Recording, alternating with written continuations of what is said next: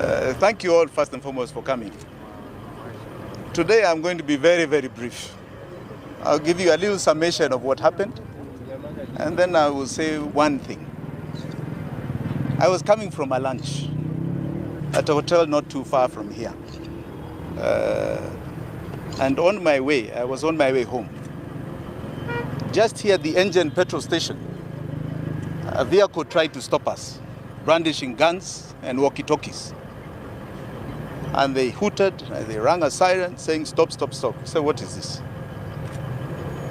Before we knew it, there were one or two others.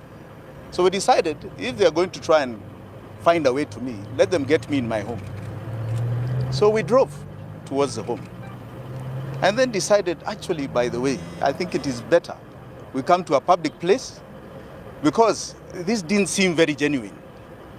I'm somebody who has an anticipatory bail in two courts. In two courts. So why do you have to come for me in this manner? Two courts. So we drove up to here and they managed to block the traffic, and they came brandishing guns, banging the doors of the car and the windows, insisting that we open. I think after they saw a small crowd, they decided maybe they should show us a piece of paper. This is the paper that Willis is showing you here. A paper saying, summons issued yesterday, I'm to appear in court, which is tomorrow morning at 8 a.m., on some criminal charge 251-2018. Normally, as Willis is saying, I would have been called, I would have written a statement, I would have known what it is about. I'm being asked to take a plea on an investigation I know nothing about. Absolutely nothing about. I have no idea what this is for. Nobody has called me, nobody has bothered to try and ask me anything to do with this criminal charge. Now, I said it at my house.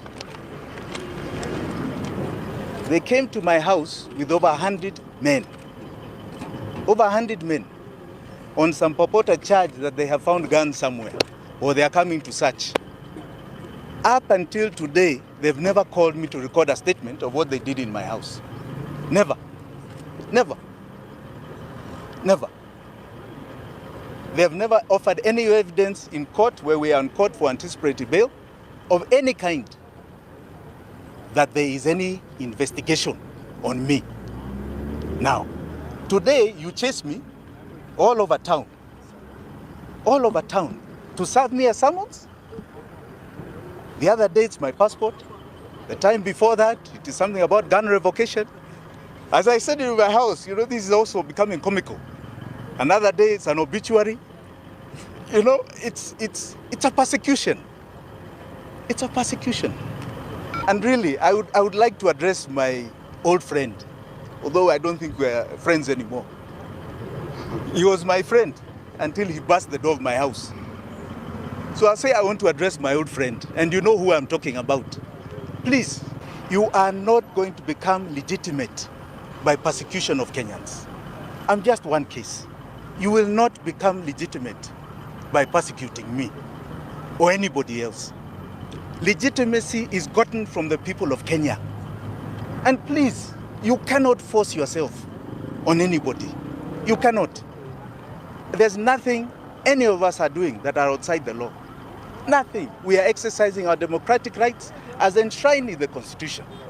And everybody who believes in this Constitution should recognize that we are being persecuted for nothing else, following the Constitution to the letter. To the letter. To the letter. And being bold enough to stand up before everybody and say, we are standing up for it, we are going to abide by it, no matter what. I said the other day outside CID that these are dark days. They are very dark days. But they'll soon be over. Please, Kenyans, there is a dawn coming. They'll soon be over. Don't worry. We will take the hits, as you can see. We will take them. These days are soon going to be over.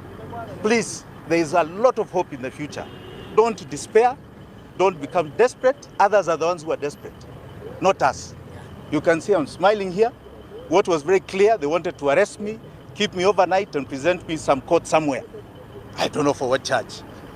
Fortunately, because of Wananchi, they didn't want to break the car. They didn't want to break the car. So we are here. If we are meant to appear in court tomorrow, my lawyers will tell me, we will appear. But I want to assure you, dawn is very near, very, very near. Please rest assured it is very near. Thank you.